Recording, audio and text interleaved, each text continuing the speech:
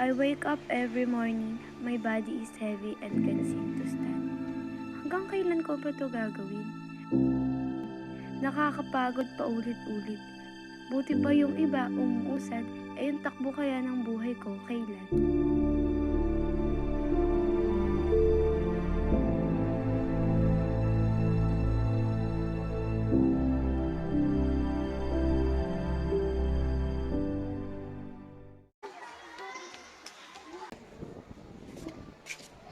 Nakakapit na natin sa ano.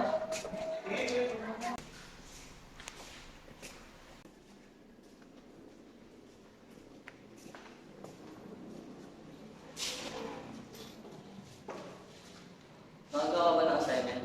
May assignment ba tayo? Oo, kay Sir Erwin. Oo nga pala, nakalimutan ko. Nawala na sa isip ko. Bahala na mamaya. Hindi na si Sir, umayos na kayo.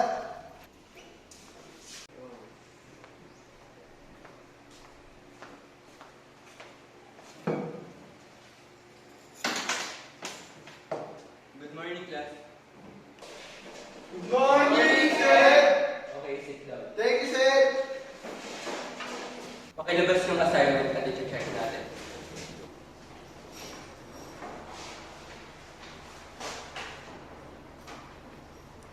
Samantha, bakit wala kang assignment?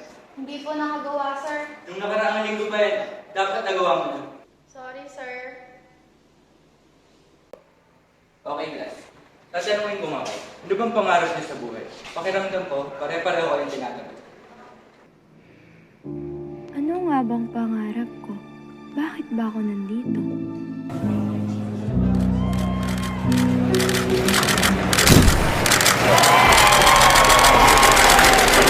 How do you feel about winning the famous Best Film Director Award?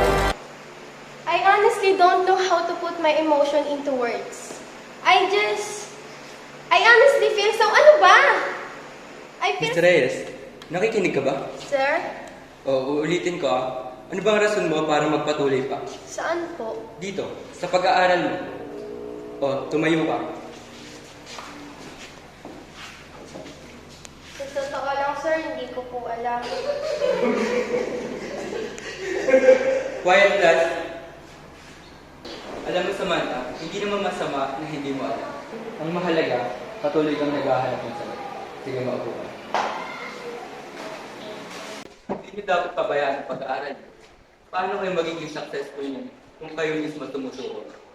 Alam kong mahirap maging estudyante. Dumaan na rin ako doon.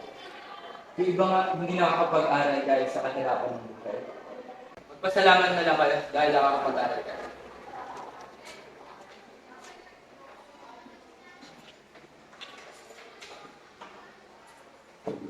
Okay, class. Goodbye. Bye, sir!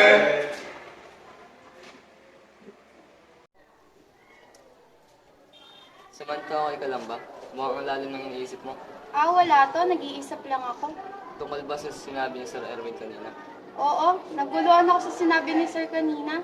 Naguguluhan na rin ako sa buhay ko, sa pangarap ko, sa lahat. Alam mo, Samantha, normal lang yan. Lahat tayo tumadaan sa ganyang kalituhan. Pero ang malaga, alamin mo kung ano talaga ang gusto mo. Huwag ka matakot sundin ang nararamdaman mo. Salamat, Jacob. Basta, pag kailangan mo ng tulong, nandito lang ako.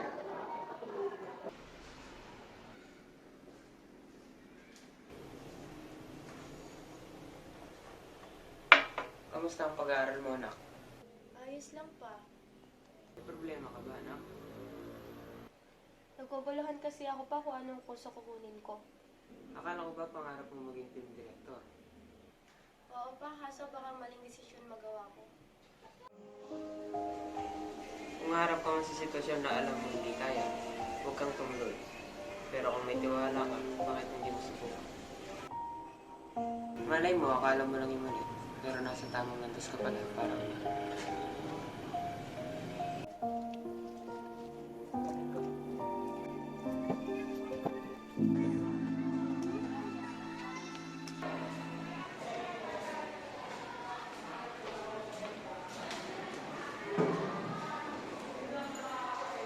Good morning, class.